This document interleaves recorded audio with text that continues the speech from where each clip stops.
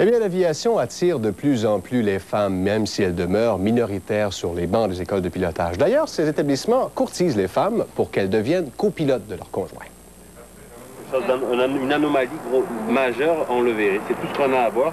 Rachel Bourdage a 38 ans. Depuis quelques semaines, elle suit un cours dans une école d'aviation de Mascouche, sur la rive nord de Montréal. Son conjoint est pilote d'ultra-léger. Elle veut devenir son copilote. Donc là, on vérifie le bord d'attaque. Qu'est-ce qu'on vérifie? Que tout a l'air normal. Dans la grande majorité des cas, les pilotes sont des hommes et souvent, leurs conjointes les accompagnent sans trop savoir quoi faire si jamais un problème survenait.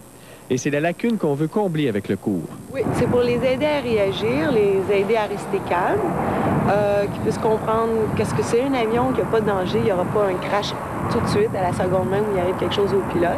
La fréquence d'ici, c'est 122,35. Après quelques instructions, l'appareil de Rachel décolle.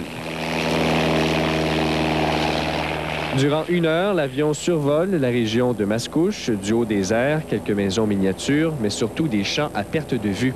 Le Cessna 4 places est passablement secoué. Il y a de nombreuses poches d'air, les vents sont forts. Malgré tout, Rachel se pose sans problème et dirige son appareil vers le hangar de l'école. Rachel vient d'effectuer son premier atterrissage en tant que copilote. On va donc aller recueillir ses premières impressions. Alors, Rachel, comment ça s'est passé? Bien, pas si pire pour une première fois. J'ai bien aimé ça. C'est bien belle fun. C'est un gros thrill. Est-ce qu'il y a des choses qui ont été difficiles? Bien, un petit peu, des fois, les commandes de l'avion, parce que je suis trop stressée, là, mais à part de ça, c'est très facile. C'est bien le fun. Rachel obtiendra vraisemblablement son permis de copilote, en attendant peut-être de devenir pilote. À l'école, c'est ce qu'on espère. Les femmes pilotes sont encore peu nombreuses, même si la situation a changé depuis le début des années 80. Très, très peu. On était à l'école ici, surtout à l'aéroport de Mascouche, on était, 2?